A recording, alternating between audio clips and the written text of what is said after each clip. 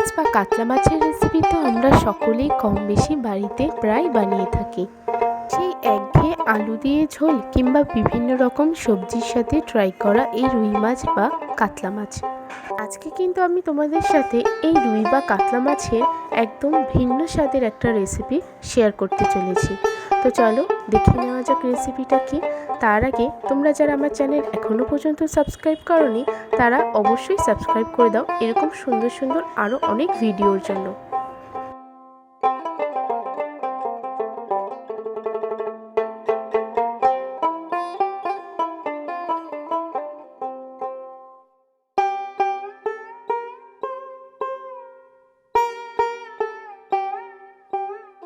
এই রেসিপিটা বানানোর জন্য আমি এখানে 800 গ্রাম মতো রুই মাছ নিয়ে নিয়েছি, আর পিস হিসেবে বলতে গেলে প্রায় 7 পিস।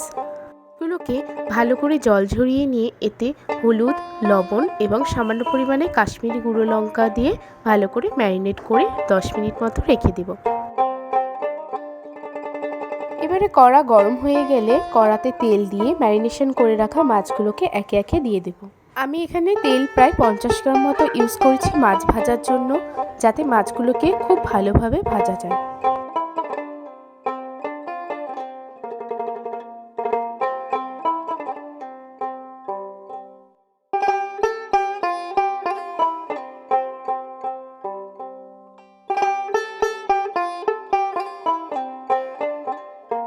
মাছগুলোকে উল্টে পাল্টে খুব ভালোভাবে কড়া করে ভেজে নিতে হবে।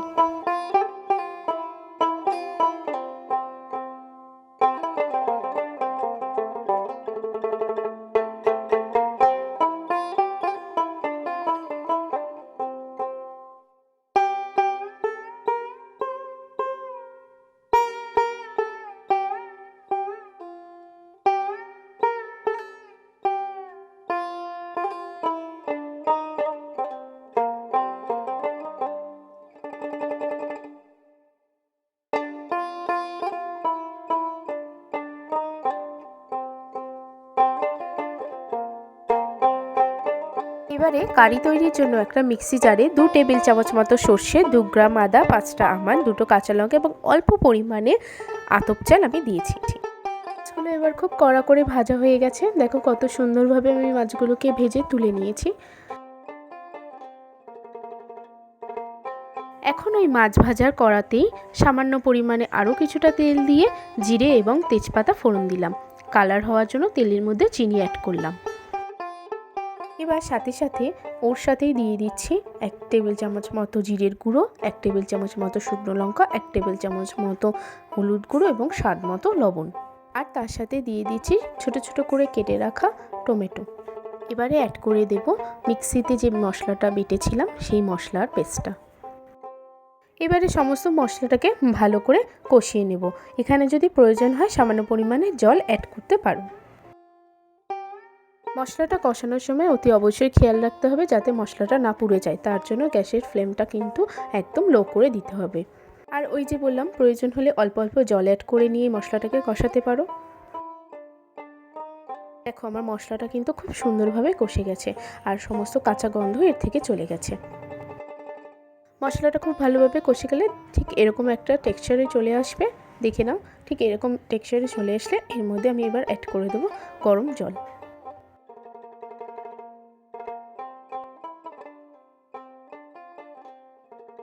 এখানে আমি 200 ml মতো জল অ্যাড করেছি।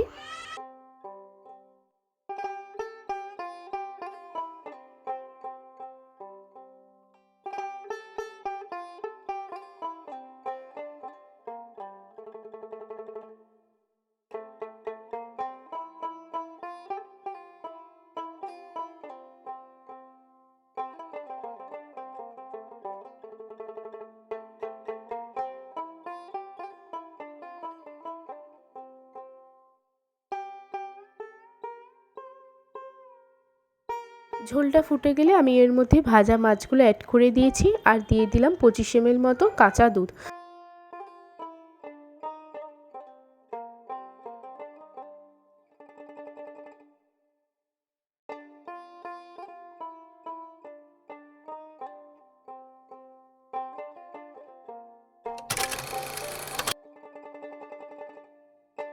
ঝোল ফুটে গ্রেভিটা ঠিক এরকম টেক্সচারে চলে আসলে এটা হয়ে গেছে।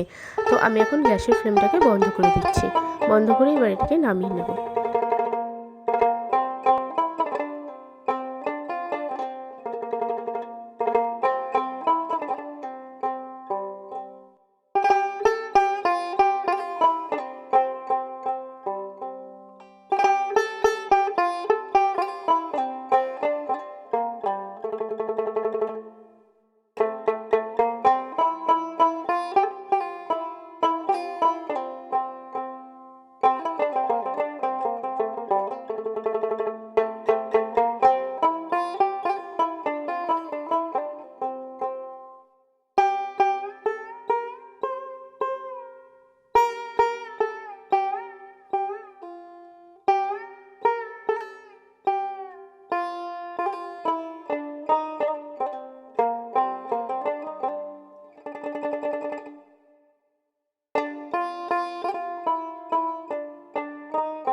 তৈরি হয়ে গেছে আমাদের আজকের রেসিপি সর্ষে রুই। এটা তোমরা কাতলা বা রুই যে কোনো মাছ দিয়ে করতে পারবে। তো দেখো কত সুন্দর একটা টেক্সচার এতে চলে এসেছে। গরম গরম ভাত বা সাদা পোলাওয়ের সাথে এটা খেতে কিন্তু দুর্দান্ত লাগে। আমি এটা নিজে অনেকবার ট্রাই করেছি, তোমরা এটা বাড়িতে ট্রাই করো। কীরকম লাগলো খেয়ে আমাকে অতি অবশ্যই কমেন্টে জানিও। তো আর কি, দেখা হবে নতুন আরেকটা ভিডিওতে। ততক্ষণ তো সবাই ভালো থেকো, সুস্থ থেকো। দেখা হবে অন্যদিন।